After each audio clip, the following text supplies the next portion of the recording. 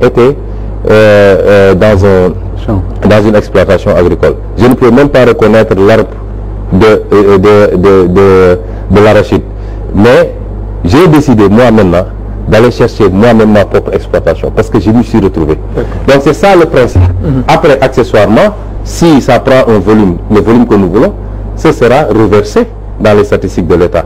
Ce que les gens sont en train de faire, de produire, quand on va faire les statistiques de la production agricole ou de niébé ou de kanja ou je ne sais quoi, il y aura ce que les jeunes ont fait dans le cadre des taux passés. Oui, il y a déjà lors de la mise en place de nos gouvernements, il y a eu la création du ministère de la transformation des produits.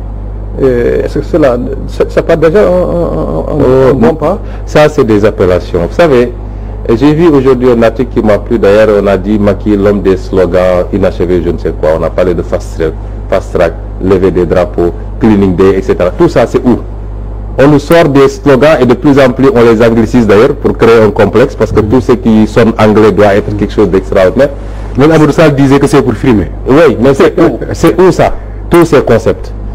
Il y a toujours eu, dans l'architecture gouvernementale du Sénégal, il y a toujours eu, de l'indépendance en maintenant, soit des ministères entiers ou des pans de ministères qui étaient dédiés à cette histoire d'industrialisation et de transformation. Il y en a toujours eu. Qu'on l'appelle, je ne sais pas, transformation, tout ce que vous voulez. Il y avait avant des ministères du plan et de l'industrie, ministère du commerce et de l'industrie, ainsi de suite.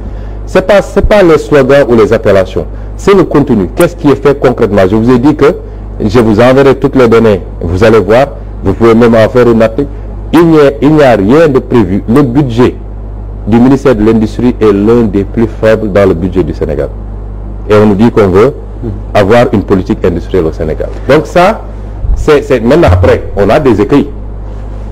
Si on ne mène pas les vrais combats, et c'est pourquoi je le dis tout le temps aux Sénégalais, quel que soit ce que Macky Sall va faire, il va échouer. Et les Sénégalais vont souffrir. Quel que soit ce qu'il va faire. Vous savez pourquoi? Parce qu'ils n'ont pas le courage de s'attaquer aux fondamentaux. J'ai parlé aujourd'hui, tout à l'heure, de la structure de notre économie. Ils ont lancé le PSE. 7 ans plus tard, 8 ans plus tard, la structure de notre économie n'a pas changé. Un tertiaire baobabique, détenu par qui? Les banques, les assurances, les téléphonies, ça n'appartient pas au Sénégal. Donc ça veut dire que ça sort du pays. Vous avez un secteur tertiaire, donc volumineux, vous avez un secteur industriel presque inexistant, et vous avez un secteur primaire en agonie, que ce soit la pêche, que ce soit l'agriculture ou l'élevage. C'est ça la réalité aujourd'hui. Et personne ne peut me démentir, ou bien vous organisez un débat avec le ministère de l'économie, le ministère de tous ceux qui oseraient, on va venir à chiffre à l'appui, je vous démontrerai ça.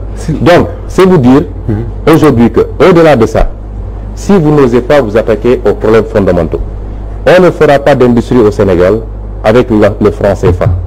Je l'ai toujours dit.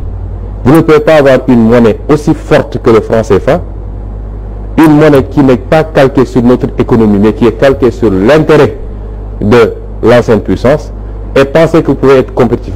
L'industrie, c'est pourquoi. Nous avons un marché de 16 millions de consommateurs au Sénégal. Vous ne pouvez pas avoir un marché, un tissu industriel très volumineux avec 16 millions de consommateurs. Si on doit produire, c'est pour pouvoir atteindre d'autres marchés. Mais pour atteindre d'autres marchés, en dehors de la zone UEMOA avec laquelle nous partageons peut-être le franc CFA. Mais même dans la zone CEDEAO, nous ne sommes pas compétitifs. A fortiori, dans la zone européenne. Donc, quand vous produisez ici, au Sénégal, vous voulez vendre en France, vous voulez vendre en Allemagne ou aux États-Unis, avec une monnaie aussi forte, ça ne vous rapporte pas grand-chose en termes de devises. Quand on est dans des pays qui sont dans notre situation, il faut avoir des monnaies régulables, fortes d'abord, et arrimées à un panier de devises qui vous permettent de réguler en fonction des situations du moment. Ce que nous n'avons pas au Sénégal.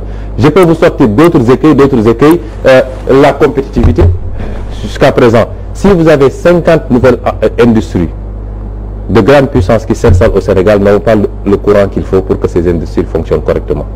Vous ne pouvez pas être compétitif. Si on ne règle pas le problème de la qualité de la main-d'œuvre et du niveau des salaires, vous ne pouvez pas être compétitif, ainsi de suite, ainsi de suite. Et sur toutes ces questions-là, qu'est-ce que le gouvernement Macky Sall a fait?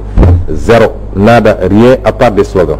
Donc c'est vous dire que moi je vous dis, je l'ai dit l'année dernière à l'Assemblée nationale, j'ai dit les Sénégalais vont souffrir, je le réitère ici. c'est pas un souhait. J'aime beaucoup ce peuple. Je me sens fondamentalement redevable de ce peuple. Nous n'avons que ce pays-là. Nous sommes prêts à tout pour ce pays. Nous ne souhaitons pas que les Sénégalais souffrent. Mais il faut dire les choses telles quelles. Parce que l'incompétence, cumulée à la malhonnêteté et au manque de transparence, c'est un cocktail qui ne pourra jamais produire un résultat positif pour le peuple sénégalais. Parlons politique, Ousmane Sonko. Comment est-ce que vous